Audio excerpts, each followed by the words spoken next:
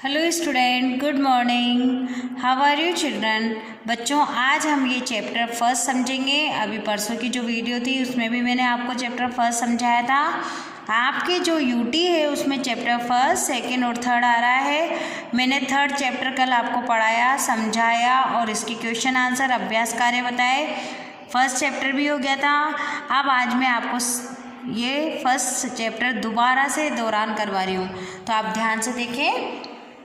सुमन, सुमन यानी फूल, उपवन यानी बगीचा, जल यानी पानी, पवन यानी हवा, उर यानी हृदय, स्वर यानी आवाज, भ्रमर यानी भंवरा, गगन यानी आसमान, सूत्र यानी धागा और निर्धन यानी गरीब। तो ये तो है बच्चों इसके शब्दार्थ। अब आइए आप पेज नंबर 11 पर देखिए। इसके क्वेश्चन आंसर हमने अभ्यास कार्य तो पहले भी कर लिया था, पर अगर मैंने आपको क्वेश्चन दिए तो उसके आपको आंसर किस तरीके से लिखने हैं आपने कॉपी में भी कर रखा था। आपको पता हो तो पहले जब हम वीडियो बनाते थे तो मैंने आपको एक एक क्वेश्चन का आंसर बोर्ड पे लिख लिख कर बताया था। कविता में सुमन किन्हें कहा गया है? कविता में सुमन किन्हें कहा गया है? भारतवासियों को। कविता में सुमन किन्हें कहा गया है? भारतवासियों को। हम सब पर प्रकृति किस प्रकार मेहरबान रही है?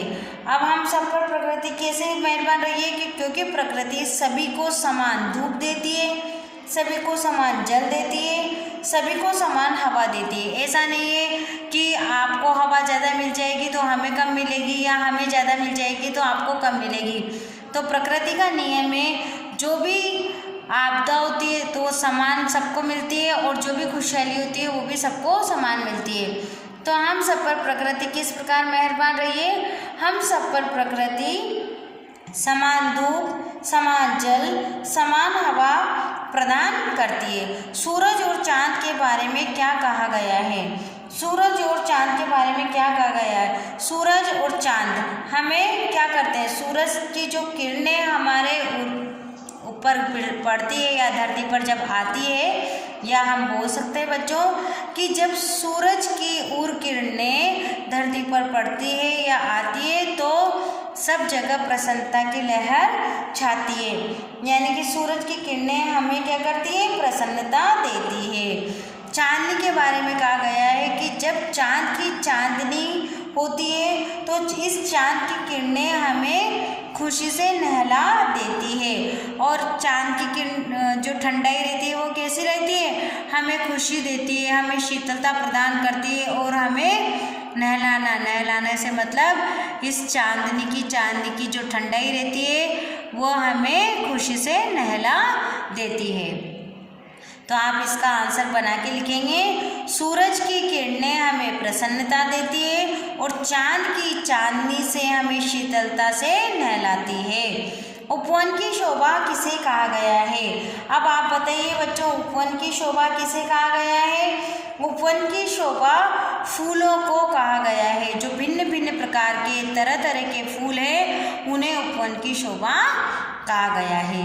हमने किनसे किस प्रकार जीना सीखा है? हमने किनसे? हमने कांटों से और कष्टों से हंस हंस कर जीना सीखा है। अगर आपसे पूछा जाए हमने किनसे किस प्रकार जीना सीखा है, तो हमने कांटों में रहकर, कष्टों में रहकर हंस हंस कर जीना सीखा है। अब आपको कल भी मैंने बताए थे बच्चों कि हम किसके पल्ले में झूल रहे हैं? माँ के, सूर्य के या पवन के? हम पवन के झूले में या पल्ले में झूल रहे हैं। किसकी किरणें उर की कली खिलाती है? सूरज की। किसकी खिलाती है? सूरज की। हमारा मालिक कौन है? हमारा मालिक कौन है? ईश्वर है। हमने एक सूत्र में बंधकर क्या सीखा है?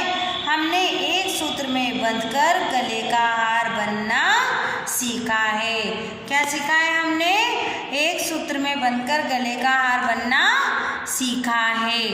तो आप देखिए, अब पेज नंबर 12 पर आइए।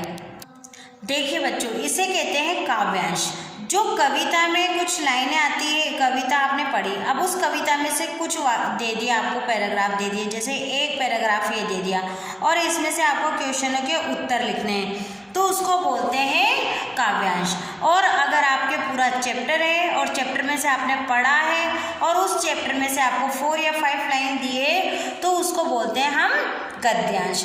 सूरज एक हमारा जिसकी किरणें उर की कली खिलाती, एक हमारा चांद चांदनी जिसको हम सबको नहलाती, मिले एक से स्वर हमको भंवरों के मीठे गुंजन के। अब ये आपको कविता थी। अब इसमें से क्वेश्चन है सूरज कितने हैं, तो आप फट से आंसर देखेंगे सूरज एक है। चांदनी क्या करती है, चांदनी हम सबको नहलाती है। क्या करती है, नहलाती है। भ्रमरों का गुंजन कैसा है, भ्रमरों के मीठे गुंजन हैं। तो ये अगर आपको पैराग्राफ दे दिया इस तरह का तो आपको आंसर ढूंढना आना चाहिए। अब हम करते हैं इसके पर्यायवाची शब्द और तुक मिलाने वाले शब्द। देखिए बच्चों, पर्यायवाची शब्द, समान अर्थ वाले शब्दों को पर्यायवाची शब्द कहते हैं। अब आपकी बुक तो अलग से है नहीं ग्रामर की कि हम अलग से ग्रामर पढ़ाएं, पर आपकी जो इस बार एक ही बुक आई है और ये बुक बहुत अच्छी है, इसी में हमारे चैप्टर भी हैं और ग्रामर भी है। अब देखो ग्रामर का पोर्शन है पर्यायवाची। पर्यायवाची किसे कहते हैं, समान अर्थ वाले शब्दों को पर्यायवाची कहते हैं। मैं आपको परिभाषा भी दे सकती हूँ कि पर्यायवाची किसे कहते हैं। देखिए अब पवन, पवन का क्या पर्यायवाची है, हवा और वायु। चंद्रमा का सोम और चांद, भ्रमर का भंवरा और अली, सूर्य का रवि दिनकर, पृथ्वी का धरती भूमि, सुमन का फूल और कुसुम। सूर्य का क्या है, रवि दिनकर, पृथ्वी का धरती भूमि, सुमन का फूल और कुसुम। अब आते हैं हम तुक मिलाने वाले शब्दों पर। तुक मिलाने वाले शब्द होते हैं, आप देखिए ये न दिख रहे हैं आपको पवन, तो ऐसे ही हमें एक और शब्द बनाना है जैसे कि हवन, क्यारी प्यारी, सीखा तीखा, वन जन, हन। इस तरीके से न पीछे आना चाहिए, ख आना चाहिए, र आना चाहिए और न आना चाहिए। अब आइए आप पेज नंबर 13 पर। पेज नंबर 13 पर पढ़ेंगे हम रेखांकित शब्द व्याकरण में क्या है। नीचे कुछ शब्द दिए जा रहे हैं, विद्यार्थी इन्हें समझें और लिखें। एक धरती, यानी एक क्या है हमारा जो अंडरलाइन हो रही है वो है विशेषण।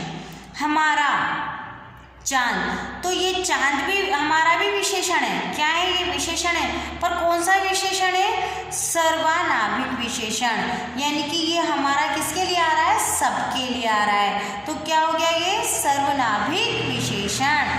मीठे, मीठे भी क्या है, विशेषण है। इससे पता चल रहा है मीठा है, खट्टा है, क्या है। एक, एक भी क्या है, विशेषण।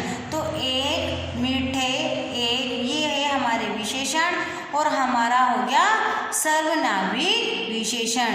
तो विशेषण की क्या परिभाषा है, ये जितने भी दे रखे हैं ये सारे विशेषण है और विशेषण की परिभाषा है जो शब्द विशेषता बताते हैं उन्हें विशेषण कहते हैं। तो अब बच्चों आपने इसमें पर्यायवाची की, विशेषण की और काव्यांश, तुक मिलाने वाले शब्द, क्वेश्चन आंसर और अभ्यास, ये चैप्टर फर्स्ट में आ रहा था वो सारा करा।